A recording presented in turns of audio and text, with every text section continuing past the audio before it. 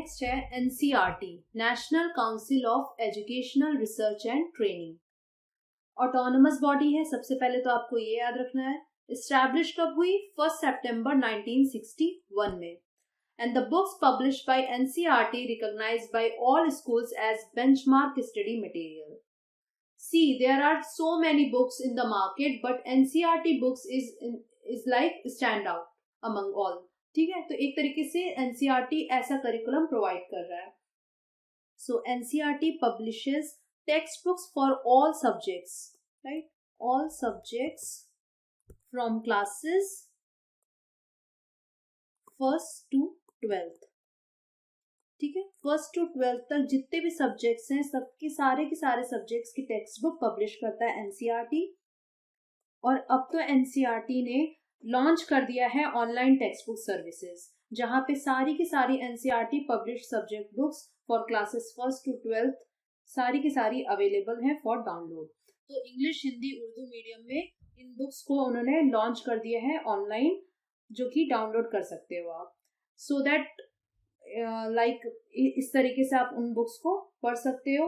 अब अगर एनसीईआरटी को हम समझें तो इसे फॉर्म किया गया है by merging the present 7 institutes. That means पहले इंडिया में 7 इंस्टीट्यूट काम करती थी, उनको मर्ज करने के बाद एक एनसीईआरटी को फॉर्म किया गया in order to regulate education system in the country. और वो काउंसिल्स कौन कौन से थे? एक था central institute of education, central bureau of text book research, central bureau of educational and vocational guidelines, national institute of basic education, national fundamental education centre, national institute of audio visual education, directorate of extension programme for secondary education. तो ये 7 types के councils थे जिनको मर्ज करके एक NCERT को form किया गया. किस ऑब्जेक्टिव के साथ? बेसिकली ऑब्जेक्टिव क्या था? To administer basic education, basic childhood education, और इंकरेज करना एजुकेशन ऑफ गर्ल चाइल्ड, एक तरीके से प्रमोट करना वैल्यू एजुकेशन को. तो आपको याद रखना है, क्योंकि वैल्यू एजुकेशन एक मोस्ट इंपॉर्टेंट पार्ट भी बन चुका है. तो in order to promote value education, ठीक है, ये भी एक ऑब्जेक्टिव है एनसीईआरटी का जो कि आपको याद रखना है. एंड हर एक स्टूडेंट की स्पेशल नीड्स के अकॉर्डिंग वर्क करना, एक तरीके से नेशनल फ्रेमवर्क करिकुलम को इम्प्लीमेंट करना, और वोकेशनल एजुकेशन भी इसका ऑब्जेक्टिव है. इसीलिए जो काउंसिल्स थे जो वोकेशनल एजुकेशन से रिलेटेड थे वो भी इसमें मर्ज हैं. तो यहाँ पे भी एक ऑब्जेक्टिव बन जाता है to provide vocational education and to assess, examine and reform IT education. And last आप ये भी ध्यान में रख सकते हो, to bring एक और objective, to bring universalization of fundamental education. So basically NCERT किन चीजों में डील करता है? So it deals or provides publication, then research, training, conferences, seminars, workshops, guidance and counseling. तो एक तरीके से गाइड करता है सीबीएसई को या अदर बोर्ड्स को कि क्या क्या नई चीजें ऐड ऑन करनी है करिकुलम में. एवरीथिंग यहाँ पे ये सारी चीजें प्रोवाइड करता है. Publication, research, training, conferences, seminars, workshops, guidance and counseling. So NCERT books के जो भी टेक्स्ट बुक के जो कंटेंट होते हैं, आप जानते हो कि वो एक तरीके से बेसलाइन होते हैं क्वेश्चंस के, जो कि ज्यादातर एंट्रेंस एग्जाम में क्वेश्चंस वहीं से ही आते हैं. जैसे आप ले सकते हो जेईई मेन का या नीट का paper, basically NCERT text book से ही क्वेश्चंस वहां से ही पूछे जाते हैं, राइट. और एक तरीके से एक और चीज कि जो भी पिक्टोरियल क्वेश्चंस आप देखते हो अपने एग्जामिनेशन में, वो पिक्टोरियल क्वेश्चन भी सोर्स किया जाता है from NCERT text book. Okay. और एक और चीज कि जो बुक्स मैंने अभी बताया था कि एनसीईआरटी ने लॉन्च कर लिया है, ऑनलाइन भी टेक्स्ट बुक प्रोवाइड कर रहे हैं. So these books can be downloaded for free from the e Pathshala. हमने ई पाठशाला पढ़ा था, तो ई पाठशाला लिंक से आप उन बुक्स को ऑनलाइन डाउनलोड कर सकते हो। एंड नेक्स्ट की हेडक्वार्टर कहाँ है, तो हेडक्वार्टर एनसीईआरटी का है न्यू दिल्ली। ओके, सो ऑटोनमस बॉडी है, एस्टैब्लिश कब हुई, क्यों हुई, किस पर्पस के साथ, और जब एस्टैब्लिश हुई है 7 इंस्टीट्यूट को मर्ज करके एक काउंसिल बनाया गया एनसीईआरटी को। Publication research, it involves in publication research, training, conferences, seminars, workshop, guidance and counselling. Headquarter is in new Delhi and online text book भी ऑफर कर रहे हैं थ्रू दिस लिंक। देन उसके बाद क्या क्या प्रमोट कर रहे हैं, ऑब्जेक्टिव है वैल्यू एजुकेशन, वोकेशनल एजुकेशन, ये सारी चीजें आपको एनसीईआरटी से रिलेटेड याद रखना है। नेक्स्ट बॉडी है NUEPA, national university of education planning and administration.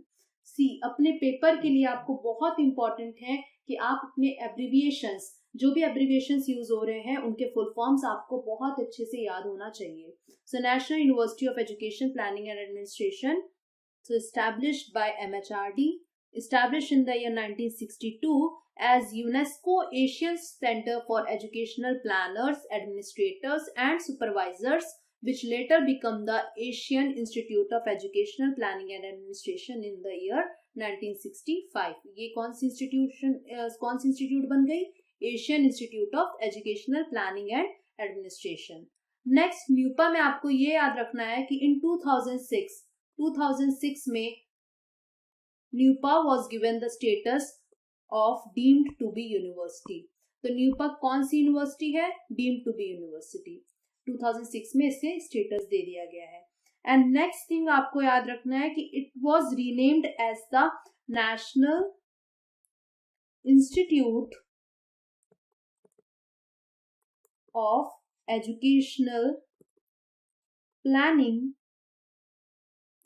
And administration. ठीक है, तो यहां पे यूनिवर्सिटी की जगह इंस्टीट्यूट कर दिया है।